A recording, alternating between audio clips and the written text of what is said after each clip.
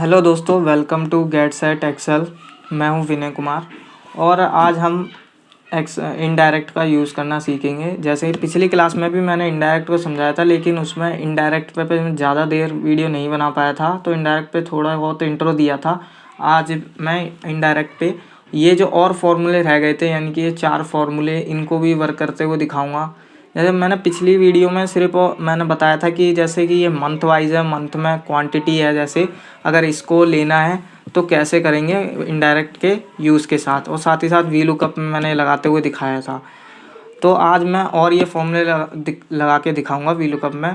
लेकिन उससे पहले जो नए इस वीडियो को देख रहे हैं और इनडायरेक्ट को समझना चाहते हैं, उनके लिए मैं यहाँ पे बता देता हूँ कि इनडायरेक्ट करता क्या है। जैसे कि अगर मैं इक्वल लगा के किसी भी सेल का रेफरेंस देता हूँ तो वो उसका आंसर दे देता है।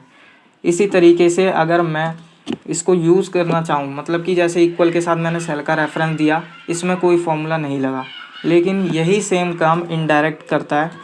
जैसे मैं इनडायरेक्ट का फॉर्मूला लगाते हुए दिखाऊं कि किसी सेल का रेफरेंस दूं और डबल इन्वर्टेड कोमा के अंदर रखते हुए, तो ये वहाँ का उसका आंसर दे देगा। सेम यूज़ करता है।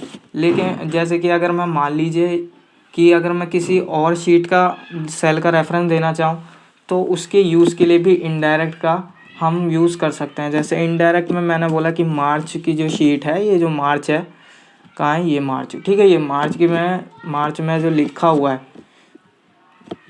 A1, मान लीजिए मार्च की A1 सेल का मेरे को रेफरेंस देते हुए बताना है कि वो उसमें क्या है। ठीक है, तो ये बता देगा कि एस नंबर लिखा है। और जैसे ही मैं दिखा भी सकता हूँ कि मार्च में A1 पे देखिए एस नंबर ही लिखा हुआ है। तो इस तरीके से ये काम करता है इनडायरेक्ट। मतलब मैं किसी भी शीट का अगर कोई भी सेल का रेफरेंस देना चाहूँ, चाहे इस शीट का हो या दूसरी शीट का, वो सारा ये वैल्यू दे देता है। तो मैं इनडायरेक्ट से मैं कर सकता हूँ वही काम, और वही काम अगर मैं इक्वल लगा के दूँ तो भी दे देगा। जैसे अगर मैं मार्च लिखूँ और यहाँ इसका रेफरेंस दूँ तो भी आंसर यही दे देगा। अब आपके मन में एक डाउट आ रहा होगा कि हम जब ये सेम काम इक्वल के साथ कर सकते हैं तो हम इनडायरेक्ट से क्यों सीख रहे हैं इसे। सही बात है कि ऐसा हम क्यों सीख रहे हैं, कोई तो रीज़न होगा।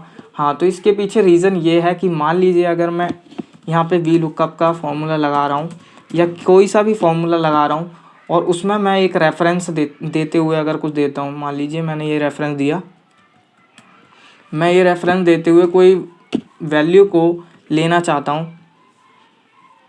अगर मैं रेफरेंस देते हुए अगर कोई वैल्यू को दे रहा हूँ, और जैसे कि मैं इसमें से दे रहा हूँ, ठीक है, मैं इसमें मेरे को ये चाहिए क्वांटिटी, तो इसके लिए मैं देता हुआ दिखाता हूँ कि मैं क्या करना चाह रहा हूँ। कि मेरे को क्वांटिटी चाहिए 8 और 0, तो ये आंसर दे देगा यहाँ पे कि उस पर 8 नंबर पे क्या है। लेकिन जो ये वर्क है यहाँ पे, यानी कि ये जो यहाँ पे देख सकते हो जो ये लिखा हुआ है, ये जो हमने टेबल दिया था, ये जो टेबल हमने मैनुअली दिया था, ये हम जनवरी का लिया है। अगर मैं चाहूँ कि यहाँ पे जनवरी का लिया, और अगर मैं किसी चीज़ का रेफरेंस देते हुए, जैसे कि मैं यहाँ का रेफरेंस देता हूँ, तो ये जैन के नीचे जैन का देगा। ठीक है, इस तरीके से अगर मैं चाहूँ कि फैब के नीचे फैब का दे, तो ये वर्क नहीं कर पाएगा। उसके लिए हमें देना पड़ेगा इनडायरेक्ट का फॉर्मूला लगाते हुए। तो इसकी जगह पे हम इनडायरेक्ट का फॉर्मूला लगाएंगे, इसलिए हमें इनडायरेक्ट की ज़रूरत पड़ती है। ठीक है, तो फिर मैं और फॉर्मूले लगाता हूँ। आगे बढ़ते हुए हम आगे और बढ़ेंगे।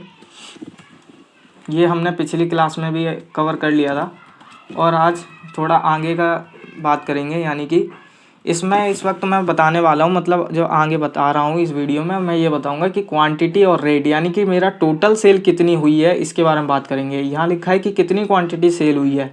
अब हम बात करेंगे कि कितने टोटल सेल कितनी हुई है, यानी कि रेट और क्वांटिटी को मल्टीप्लाई करेंगे एक शीट पे, और दूसरी शीट का डेटा हम एक शीट पे लेने के लिए इनडायरेक्ट का यूज़ कर सकते हैं। तो वी लुकअप और रेफरेंस दूंगा इसका। मैं साथ ही साथ फ्रीज़ भी करते चल रहा हूँ। ठीक है, तो फ्रीज़ करना आ ही गया होगा अभी तक। मैं ए को फ्रीज़ कर देता हूँ, और टेबल के लिए मैं दूंगा इनडायरेक्ट का फॉर्मूला कि इनडायरेक्ट ये खुद ले लेगा। ठीक है, इनडायरेक्ट का फॉर्मूला लगाते हुए चल रहा हूँ और मेरे को देना पड़ेगा ये, क्योंकि मेरे को हर शीट मतलब अलग अलग शीट का डेटा लेना है 8th और 9th नंबर का। 8 पे है क्वांटिटी और 9th पे है रेट। तो 8th और क्वांटिटी को मल्टीप्लाई करने के लिए हर शीट के क्वांटिटी और रेट को मल्टीप्लाई करने के लिए मैं पहले क्वांटिटी के लिए लगा रहूँगा। ठीक है, तो क्वांटिटी लेने के लिए यहाँ पे मैं डी को 1 पे फ्रीज कर दूंगा, जिससे कि जैन टू फैब आए। जैसे मैं राइट ड्रैग करूँ, अब मैं रखूँगा यहाँ पे and double inverted comma apostrophe. Cell का रेफरेंस देना मेरे को, पूरे टेबल लेनी है तो टेबल के लिए मेरे को बताना पड़ेगा कहाँ से लेकर कहाँ तक है टेबल, A to I तक। मतलब मेरे को पता है कि वो A से लेकर I तक है पूरी टेबल, इसलिए मैंने यहाँ पे डायरेक्टली लिख दिया है। अब मेरे को 8वें नंबर पे जो क्वांटिटी है उसे लेना है। जैसे कि देखिए यहाँ क्या करेगा, क्वांटिटी दे देगा। क्या हुआ यहाँ पे, हाँ अब ठीक है, तो ये क्वांटिटी दे देगा। मेरे को क्वांटिटी तो पहले भी निकाल दिया था हमने, पिछली क्लास में क्वांटिटी निकाल दिया। अब मैं यहाँ पे निकालना सीखूँगा कि टोटल क्या है, यानी कि टोटल सेल कितनी हुई है। तो एंड लगाते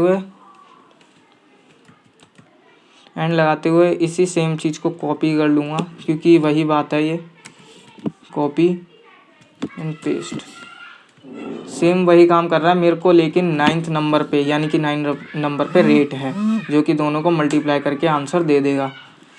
और मैं इसे कंट्रोल डी और कंट्रोल आर, यानी कि कंट्रोल ड्रैग कर देगा। आप देख सकते हो, अगर मैं दिखाऊं तो जनवरी में यहाँ पे मल्टीप्लाई करके दिखाऊं, दिस मल्टीप्लाई दिस, कितना आ रहा है 8909, और आंसर मैं दिखा सकता हूँ ऊपर 8909 आ रहा है, यानी कि आंसर सही है। अगर मैं बोलूँ कि आपको ये दूसरा फॉर्मूला भी बता दिया मैंने, ये क्या करना है। ठीक है, अब मैं तीसरे पे बताता हूँ। तीसरे में बोला है कि मान लीजिए मेरे को इसका 10% निकालना है सबका, तो मैं क्या करूँगा, यहाँ पे 10% निकालना है तो मल्टीप्लाई 10%, ये 10% निकाल के दे देगा। Control D, control right. ठीक है, ये सभी का 10% दे दिया है, मतलब मल्टीप्लाई करेगा, टोटल सेल का 10% यहाँ से निकल गया है। अगर मेरे को मान लीजिए ये मैंने 10% लिखा मैनुअली, और अगर मान लीजिए मेरे को बोला है कि एक शीट है और उस पर सिर्फ और सिर्फ दे रखा है कमीशन, कि मेरे को कमीशन निकालना है, एक अलग अलग बंदे का अलग अलग कमीशन है, तो ये कैसे निकलेगा। तो इसके लिए भी बताता हूँ, ये अलग अलग डिस्ट्रीब्यूटर का मेरे को कमीशन निकालना है, तो वो कैसे निकलेगा। उसके लिए हम क्या करेंगे, मेरे को निकालना है कमीशन।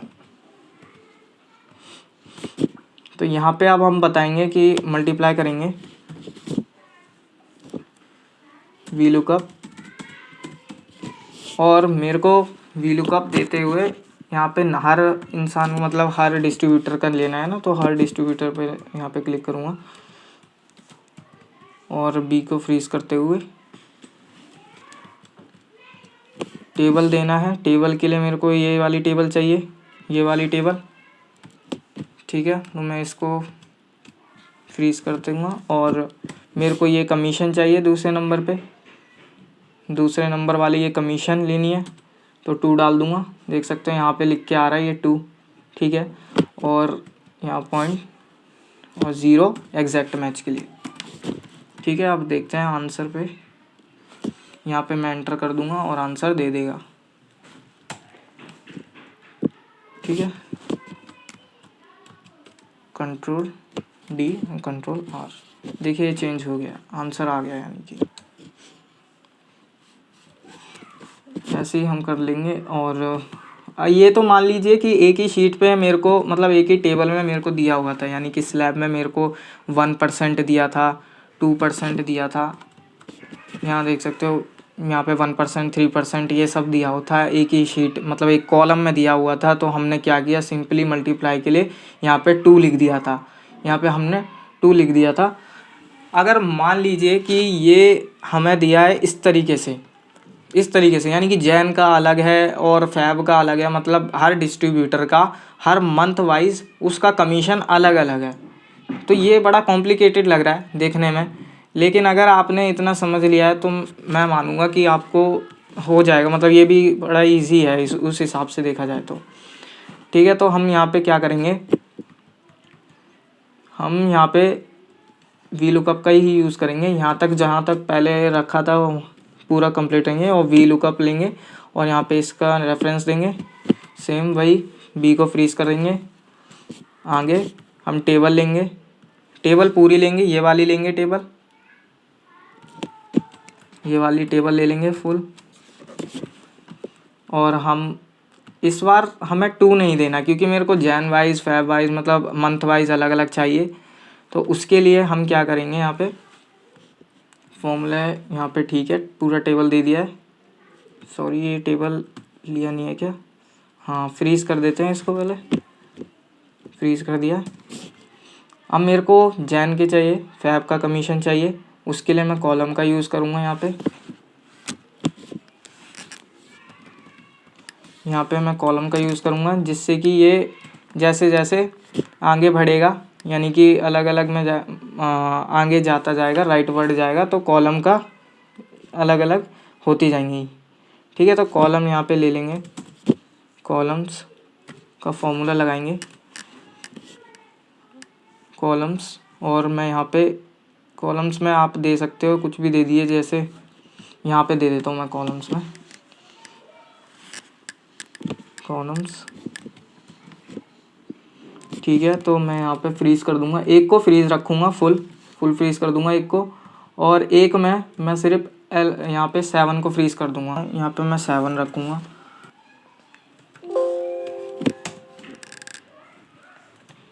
क्या हो गया इसमें कुछ, यहाँ पे 7 को फ्रीज़ कर देंगे। यहाँ पे 7 को इसलिए फ्रीज़ किया, जैसे जैसे मैं राइट वर्ड ड्रैग करूँगा तो वो अपने आप ही आगे बढ़ता जाएगा। ठीक है, और ये कॉलम का हमने यूज़ कर दिया है यहाँ पे, वही 0, और ये आंसर दे देगा यहाँ पे।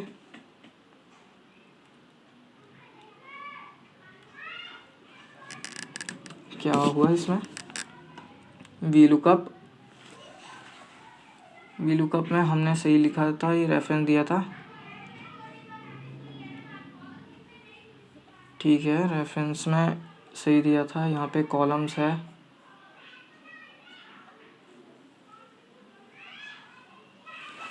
दो मिनट रुकिए। यहाँ पे अगर आपको कॉलम का फॉर्मूला नहीं आता तो उसको भी बता देता हूँ, कॉलम करता क्या है। कॉलम्स हमें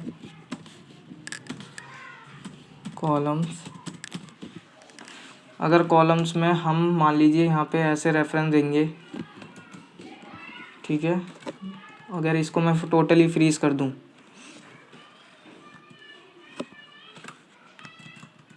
इसको फुल फ्रीज कर देंगे और इसको ऐसे ही रखेंगे, तो आप देख सकते हैं जैसे जैसे मैं इसको राइट ड्रैग करूँगा वैसे वैसे गिनती कर रहा है, यानी कि ये कॉलम जैसे दूसरे कॉलम में जाएगा वैसे ही दूसरा 2 दे देगा, तीसरे कॉलम में जाएगा वैसे ही 3 दे देगा, जितना हमने यहाँ से जैसे जैसे हम राइट वर्क करते रहेंगे। तो इसलिए मैंने यहाँ पे कॉलम्स का यूज़ किया था, इस फॉर्मूले में कॉलम्स का यूज़ किया, जिससे कि 1 2 3 आगे आगे बढ़ता जाए। यहाँ पे मैं 7 रखूँगा और एल की जगह यहाँ एम रखूँगा। एम क्या करेगा, यहाँ पे एल से एम यानी कि 2 ले लेगा, यहाँ से एल से एम यानी कि 2 ले लेगा। ठीक है, और 7 को फ्रीज़ किया है, एम को नहीं किया, जिससे कि जैसे जैसे राइट ड्रैग करूँगा मैं यहाँ पे राइट ड्रैग करूँगा, ये 2 3 ऐसे लेता रहेगा। और यहाँ देखिए आंसर दे रहा है। ठीक है, तो ये एकदम सही आंसर दे रहा है। मैं आपको दिखाता हूँ कैसे, control right and control down.